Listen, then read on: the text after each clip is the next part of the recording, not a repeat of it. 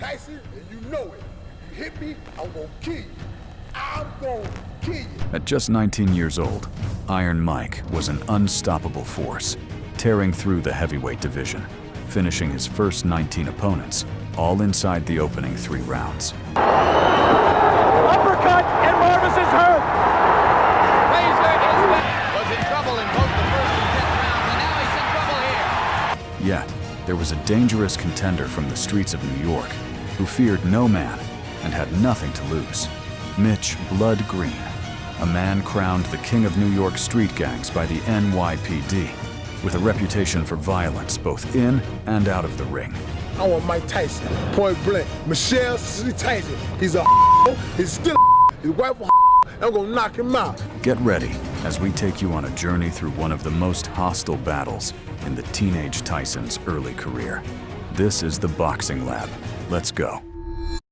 In the spring of 1986, a 19-year-old Iron Mike rolled into Madison Square Garden as the most feared man in boxing, destroying everyone in his path on his march toward the heavyweight title. But standing in his way was Mitch "Blood" Green, a dangerous gang leader 10 years Tyson's senior, with a solid record and a reputation as a man who feared absolutely no one. Green had been running his mouth all over New York, even using early camcorders to blast out trash talk clips, claiming Tyson was nothing but hype. My last name is Green. It's a sign, it's an omen. Michelle Tyson, you're mine.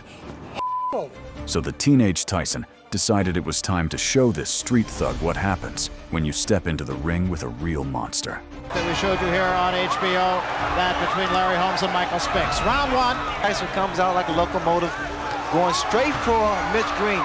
From the very start, Green came out immediately trying to prove he wasn't afraid of the hype surrounding Iron Mike. Said that he didn't double up. He just was a little bit lazy, especially we'll see what he does about that against Mitch Green. He was going 10 rounds. I had that same experience when I fought my first 10 round in Baltimore, 2 rounds. But being conditioned like Tyson, there is no major problem. Heavy-handed fighter. They say heavy-handed like George Foreman, but not nervous when they get in a boxing ring is either crazy or lying. Well, it's your adrenaline. It's that anticipation. Customata with his career, period. Complaining about the head of Mike Tyson. Staying close to his front. Staying close to his opponent. Always aggressive, right in front of his man. Now we see some head movement. But Green is off balance when he throws his punches. Well, the mistake that Mitch Green makes is the fact that he can have get those punches in and get him in sharp. That's the uppercut that was by Tyson. Well, let it go, say. And shots to the body. Slows down your maneuverability.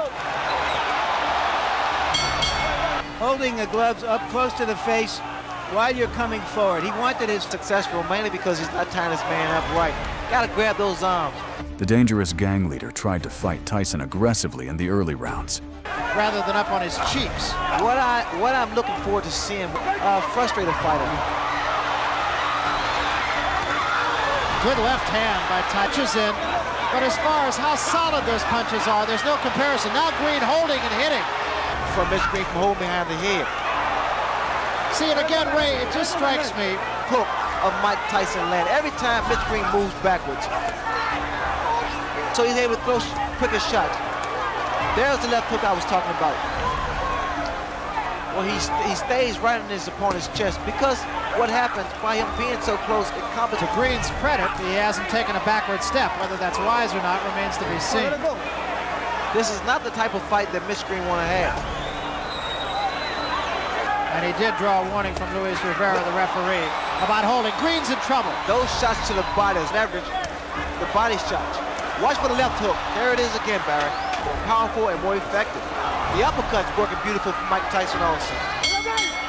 So Iron Mike decided to punish Green slowly, like a cat toying with its prey. Mike Tyson's fight, trying to fight him inside, trying to exchange punch for punch. Exactly what Green's corner. Green has been bleeding from inside the mouth that Tyson had against Tillis, and what a shot! The problem he's making, he cannot. Between rounds, as we mentioned, he can't help it. He's breathing through his mouth. Barry wants to left. He works his way in. That was a right hook. You have to think, Ray, that maybe the Tillis fight woke him up. There's no need for him to slow down. the momentum.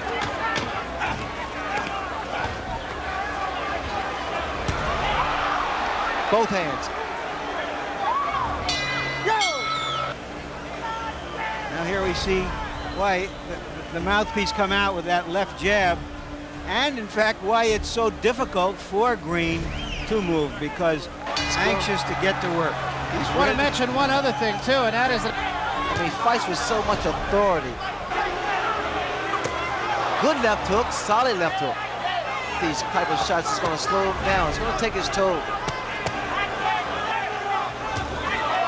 left hand, top of the head. And the left hook of Mike Tyson is very, very effective. That was another big shot. His best weapon was, and he said, my elusiveness. He has said nothing. A free hand to the body. And that's something that he did not do against Quick Tillis. Yo, yo, yo, yo. Come on, come on, come on. Come on, back. Incidentally, although it's not that important, since Tyson and Mitch Green indicated that he was boxing. Another big left hook. By round 5, Green realized he was facing a force of nature. It's going 10 rounds. In fact, we talked to him about that. He's talking, Tyson's talking to Mitch now. Slip punches. Big right hand. Big, and that wobble, Mitch Green, for a second, is to at least clear your head or either to throw off his time. Can be learned in talking to some of the people he fought. Look at here, look at here. Just laughing at him.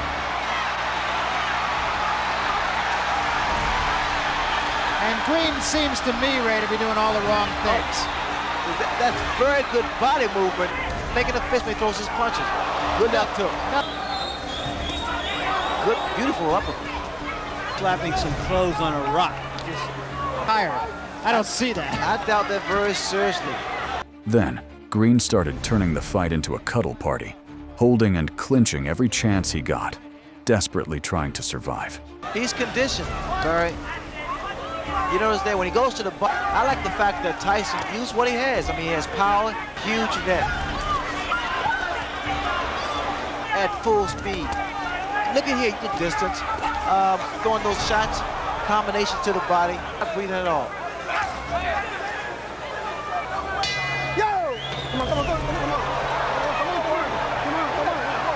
Posted. And he finished with about a third of a tank of gas. There again, Mitch Green is throwing his punches, not doing any damage. Chopping right hand did get in, but I mean, Tyson, there, good uppercut. what an uppercut. Just straight. Iron Mike kept stalking forward like a shark that smelled blood in the water. Look at the uppercuts.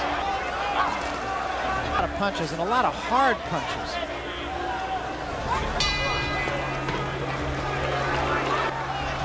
But his opponent isn't That was a good for Tyson.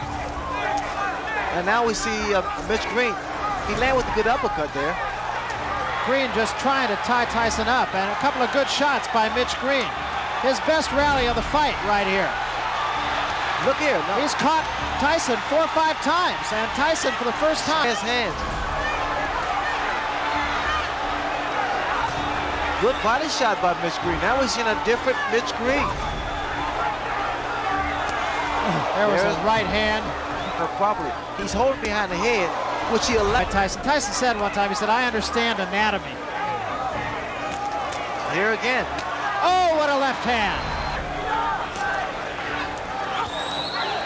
See the body shots. indicates that his management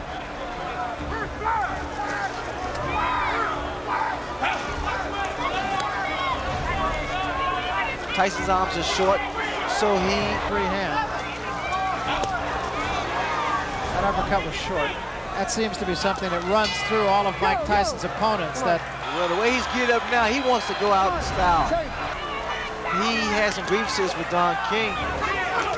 What's going to happen? Because if he meet a good puncher, but now he's doing a job. Green, the crowd not real thrilled with the goings on here. And pretty much of a dance for Mitch Green. Another day in the classroom. Big left hand to end things. Tyson claimed victory via unanimous decision, winning 9 out of 10 rounds on every scorecard and proving the gang leader was nothing more than talk. And just 2 years later, Green made the mistake of confronting Tyson in person, bursting into a Dapper Dan store in Harlem, high on angel dust, demanding a rematch or Tyson's money. Iron Mike dragged him outside and pummeled him in a street fight that lasted no longer than 20 seconds, breaking Green's eye socket and proving once and for all you don't mess with Mike Tyson.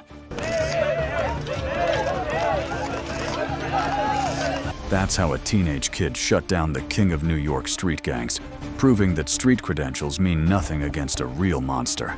Drop a like and show Iron Mike some love in the comments. Thanks for watching.